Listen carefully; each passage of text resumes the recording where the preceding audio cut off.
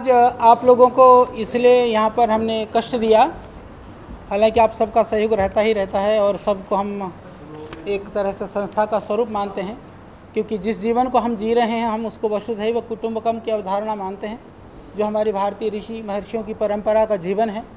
और सारे संसार के हित की भावना से पतंजलि योगपीठ का जो स्वरूप है, जो यह एक बाह्य रूप या इसका जो आंतरिक कार्य का जो स्वरूप है, वह पूरी तरह से राष्ट्रवाद, आध्यात्मवाद और वसुधैव कुटुंबकम की अवधारणा से ओतप्रोत है।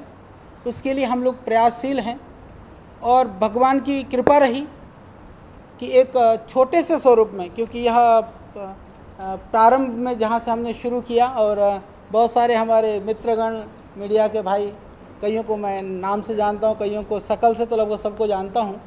आप सब लोग प्रारंभ से ही हमारे साथी रहे हैं, इसलिए आप सब हमारे भाव को, हमारे कार्य को और उस कार्य के स्वरूप को आप समझते हैं।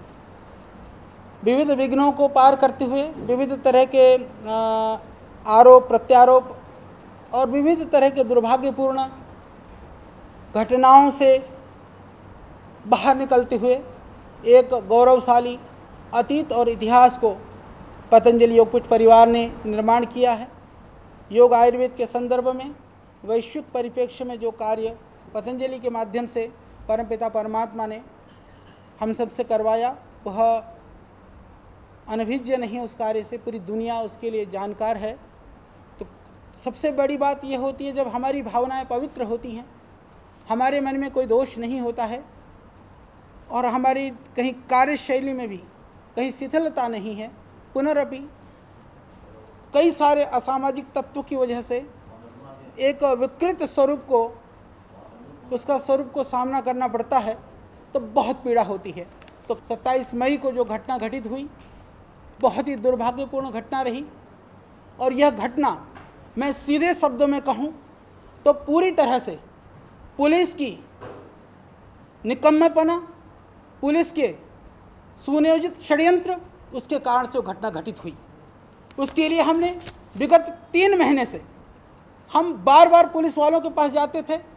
3-4 महीनों से वो आकर के पथराव करते थे, वो आकर के वहाँ पर फूड पार्क में गेट को बंद कर देते थे।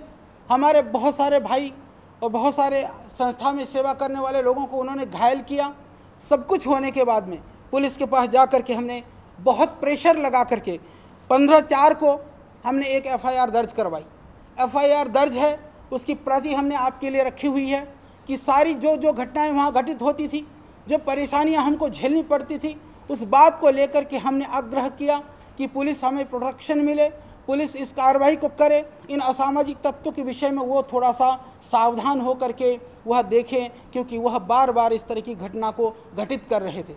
घटना करने के लिए हम कहीं नहीं जा रहे थे, हमने कभी किसी को प्रताड़ित नहीं किया, कभी प्रलोभनों के द्वारा किसी को नहीं बहकाया।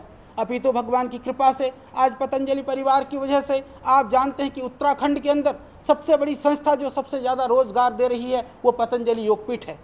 आज पतंजलि फूड पार्क के माध्यम से 8 से 10 हज़ार से ज़्यादा परिवार, सीधे तौर पर यदि मैं कहूँ कि 1 लाख से ज़्यादा परिवार इनडायरेक्ट रूप में आज अपने जीवन के निर्वहन के लिए रोजगार के रूप में पतंजलि योगपीठ को पा रहे हैं।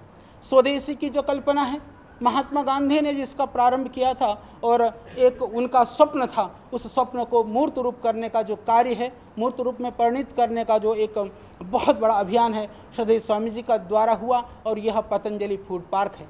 हरिद्वार वासियों के लिए और मैं कहूँ उत्तराखंड वासियों के लिए और पूरे देशवासियों के लिए यह भी गर्व का विषय है कि 5 वर्षीय मेगा फूड पार्क की जो योजना थी गवर्नमेंट की, मेगा फूड पार्क योजना के अंतर्गत स्थापित होने वाला यह पहला मेगा फूड पार्क और देश का सबसे बड़ा मेगा फूड पार्क यहाँ हरिद्वार वासियों के लिए मिला।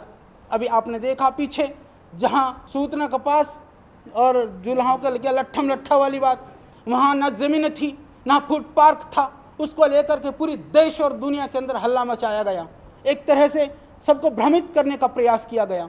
यहाँ तो फूड पार्क भी बना, फूड पार्क को हमने चलाया नहीं, अभी तो पूरी दुनिया को आज भी यदि फूड पार्क का मॉडल देखना हो तो पतंजलि फूड पार्क को देखने के लिए लोग आते हैं। ये देश के लिए एक पवित्र स्थल है, ये देश के लिए गर्व और गौरव करने का स्थान है, जहाँ से लोगों को रोजगार मिलता है, जहाँ से स्वदेशी का जो संदेश है वो दुनिया में पहुँचता है, जहाँ से गरीब किसानों के जो उत्पाद हैं उन उत्पादों के द्वारा सामान बनाया जाता है। ऐसा स्थान पवित्र भावना से शुरू किया गया काम, परंतु कुछ जो पूर्वाग्रही लोग हैं, विशेष करके कल से जब मुझे पता चला कि बोले बाबा तुमने हमारी पार्टी को तबाह कर दिया, ख़त्म कर दिया, आज भी हम पीड़ित हैं, हम पता नहीं देश से उभर पाएंगे नहीं उभर पाएंगे, तो क्या हम कुछ ना करेंगे? क्या नेताओं को ऐसा करना चाहिए? प्रांत की जो सरकारें हैं, हम जानते हैं कि किसी पार्टी की हो सकती है, परंतु सरकार जो प्रांत होता है वो प्रांत की जनता की होती है। उस सरकार का काम जनता के लिए काम करना होता है। उस सरकार का काम कुछ लोगों को टारगेट करके परेशान करना, आम जनता के लिए जो काम कर रहे उन संस्थाओं को टारगेट करना, इसलिए कि तुम्हारे कुत्सित मंसूबों को स्वामी जी ने कुठाराघात कर करके एक आदर्श वातावरण देश के अंदर पैदा कर दिया, उसको तुम इस तरह से हतोत्साहित कर करके उसको दबाने का प्रयास करें। आप जानते हैं पहले भी ये प्रयास हुआ, एक बार अनावश्यक रूप से हमारे ऊपर ही किडनैपिंग का केस और दर्ज किया गया, जो हमारे यहाँ से चोरी करके भागा हम उसका किडनैप करेंगे, इस तरह का कुत्सित प्रयास पहले भी किया गया। उसी प्रयास का यह पुनरावृत्ति है और वो लोगों को प्रायोजित ढंग से यह पता करें। मैं मीडिया के भाइयों से कहना चाहता हूं, जो धर्मेंद्र चौहान, वो पूछें कि वो मजदूरों को या लोगों को इकट्ठा करके लाता था, वह सबको जो खिलाने पिलाने का शराब से लेकर के दूसरी पार्टियां चलती थी, महीनों से चल रही थी, उसके पास इतना साधन कहाँ से आया था? वो साधन पीछे से कौन उसको उपलब्ध करा रहा था? हमको सूचना मिली कि बहाना बनाया गया कि लोकल यूनियन है, उन ट्रकों को हम नहीं ले रहे हैं। मेरे संज्ञान में बात आई, मैंने पूछा क्या बात है? मैं आपकी जानकारी के लिए बताना चाहता हूँ, जहाँ हमारे को 25,000 का ट्रक मिलता था उनका 35,000 रेट था, जहाँ 30,000 का मिलता था वो 38,000 का था। यानी कि लगभग यदि प्रतिशत में मैं कहूँ 15 से लेकर के 20-25% महंगे रेट दे करके हमको ये बाध्य किया गया कि इन ट्रकों के द्वारा ही माल ढुलाई किया जाए। मैं आपसे पूछता हूँ कि हमने जब ये कहा कि हम प्राथमिकता आपको रखेंगे, ये बात मैं आज मीडिया के माध्यम से भी कह रहा हूँ, हमारा लक्ष्य है स्थानीय लोगों को रोजगार देना, गरीबों का सहयोग करना और आसपास के भाइयों का लाभ होता हो, तो हमारे लिए इससे बढ़कर के गर्व और गौरव की कोई बात नहीं हो सकती है। हमने उनको निवेदन किया, हमने कहा भाई देखो रेट बाज़ार का प्रायोरिटी तुम, आप आ जाओ। बोले हम बाज़ार के रेट पर ट्रक नहीं देंगे। ये तो गुंडागर्दी और सरासर दादागिरी थी कि रेट भी हमारे ट्रक भी हमारे, ऐसे कोई कार्य नहीं होता है। और आपको याद हो संभवतः 2008 की बात है, इसी तरह के गुंडागर्दी सटकुल में इस तरह का एक ट्रक यूनियन और ये सब बातें हुई थी और उसका उस समय पर प्रशासन ने सटीक समाधान कर करके उसका समाधान किया था, क्योंकि उस समय पर पूरी सटकुल की बात थी। हम उद्योगों को लगाने की बात करते हैं, हम लोगों को बाहर से लाने की बात करते हैं, जो उद्योग मानवीय संवेदनाओं को लेकर के लोगों के लोकोपकार की भावना से कार्य कर रहे हैं, उनको भी समाप्त करने के लिए, उनको बंद करने के लिए पूरी ताकत लगा करके जब इस तरह से लोग लगते हैं तो मन में पीड़ा होती है, कहीं ना कहीं हमारे हृदय में दर्द होता है।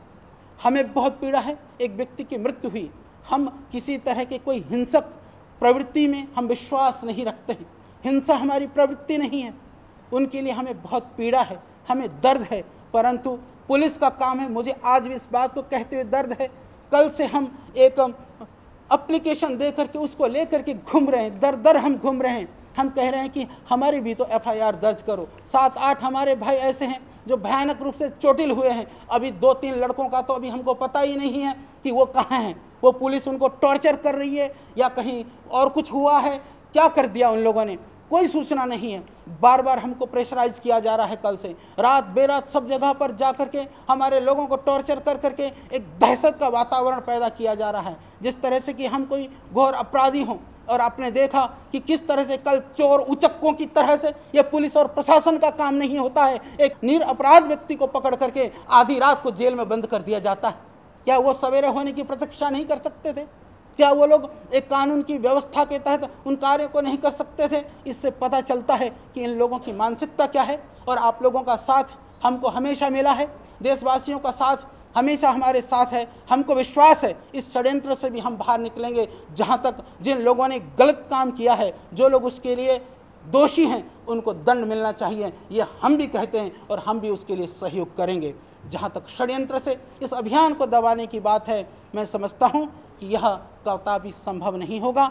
इसीलिए मैं आज इस सूचना को आप लोगों के माध्यम से मैं आपको दे रहा हूँ। 15/4 को जो दिया गया प्रार्थना पत्र, उसके आधार पर जो FIR दर्ज हुआ था, आज तक उस FIR के ऊपर क्यों नहीं कार्रवाई की गई और हमारी FIR भी क्यों नहीं दर्ज की जा रही है और सिर्फ हमारे लोगों को ही टारगेट कर करके टॉर्चर क्यों किया जा रहा है। और आज भी पत्थरबाजी हो रही, वहाँ पर गेट में लोग हैं, पत्थर बरसा रहे हैं, कोई देखने के लिए क्यों नहीं जाता है। हमारे आज भी कई गाड़ियों को हमारे शीशे तोड़े गए। हमारे लोग जब वहाँ जाते हैं तो कहते हैं तुम यहाँ मत आओ। यदि फूड पार्क को हम बंद कर देंगे, सारे लोग और सारे परिवार के भरण पोषण को क्या हम ख़त्म कर दें? तो एक बड़ा प्रश्न है, तो एक चुनौती है। हम इस चुनौती को परमात्मा की कृपा से और अपने सत्य निष्ठा के आधार पर और देशवासियों के सहयोग से हम कार्य करेंगे। और हमको पीड़ा होती है, जिस पुलिस का काम प्रोटेक्शन देना, न्यायोचित काम करना, नियम और विधि के अनुसार कार्य करना था, वह पुलिस आज एक पार्टी की कठपुतली बन करके सुनियोजित ढंग से इस तरह की घिनौना हरकत कर रही है, जो पूरे देश के लिए, मैं एक तरह से कहूँ कि पुलिस के लिए शर्म की बात है। और वह कुछ लोगों की वजह से ऐसा हो रहा है, जबकि उस विभाग में बहुत सारे अच्छे अधिकारी हैं, वो अपनी मजबूरी भी व्यक्त कर रहे हैं। हम मजबूर हैं, तो मजबूर करने वाले लोग ज़्यादा दोषी हैं, उनका पर्दाफाश होना ज़रूरी है। भैया मेरे CCTV फुटेज हैं और हमारे द्वारा की होती, तो जो 3 महीने से हमारे को पत्थर बरसाए जा रहे हैं, हमको परेशान किया जा रहा है, हमने एप्लीकेशन दिया, FRI दर्ज कराई, वो हम ऐसा ना करते। देखो, मारपीट जिन लोगों ने भी किया वो गलत है, जिन लोगों ने भी किया वो गलत है। मेरे भैया राम भरत जी का कोई विजुअल नहीं है, वो खड़े थे। एक संस्था का एक बात बताओ, मैं आपसे एक बात पूछता हूँ, आप इसका उत्तर आप दीजिए। यदि स्कूल में झगड़ा होता है बच्चों के बीच में, मास्टर पढ़ाता है, आप बच्चों की झगड़े को सुलझाओगे या मास्टर को पकड़ कर ले जा करके बंद करोगे? मैं ये प्रश्न पूछता हूँ। एक इतनी बड़ी संस्था को चलाने वाले व्यक्ति को तुम बिना कारण के और उठा करके ले जा करके बंद कर देते हैं। हमारे 7-8 लोग भयानक रूप से चोटिल हैं, तो वो उनको किसने मारा? उनके विरुद्ध में FIR दर्ज क्यों नहीं की जा रही है? पुलिस का षड्यंत्रपूर्ण उनकी सोच थी, जानबूझ करके इन्होंने नेग्लेंसी करते रहे।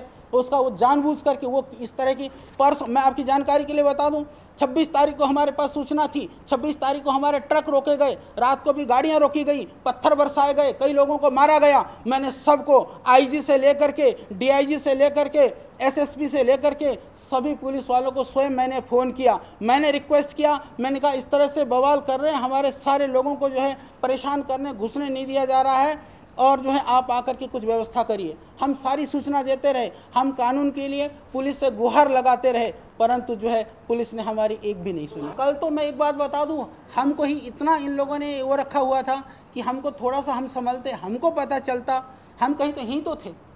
मेरे को ये था कि कम से कम हमारी चीज़ें, हमको कल हमने एप्लीकेशन दिया, हमने प्रयास किया पुलिस से मिलने के लिए, FIR दर्ज करने के लिए, हम अपने लीगल प्रक्रियाओं के लिए लगे रहे। हमारे लिए था कि कुछ चीज़ें हो जाएंगी, फिर हम आपको बताएंगे। एक बात बता दूं मैं आपको, हमारे लोगों के पास कोई आर्म लाइसेंस नहीं है। जो सिक्योरिटी गार्ड वहाँ पर है, जिनके पास यदि आर्म्स होंगे तो सारे लाइसेंस वाले हैं, और दूसरे कोई वहाँ पर AK-47 और वो नहीं है, बंदूक है, शायद 1-8 बंदूक है उन लोग। ऐसा है, हमारे व्यक्तियों ने किसी ने भी फायर नहीं किया, मेरे को जो तक जानकारी है। और जो सिक्योरिटी गार्ड वालों ने फायर किया होगा तो मैं और पता करूंगा, मेरी जानकारी में नहीं है। मौत हुई, बहुत दुर्भाग्यपूर्ण है, हमें इसके लिए बहुत पीड़ा है, उस परिवार के साथ सहानुभूति है। जो भी हो सकेगा, जो भी उनके लिए वो हित हो सकेगा, हम जरूर उसको देखेंगे। ये सबको पता है। और जब मैं आपको इतना ही बताना चाहता हूँ, जो भाषा मैंने प्रांत के जो यहाँ के जो सरकार के लोग हैं, जो नेतागण हैं, उनसे भी बात करने का प्रयास किया।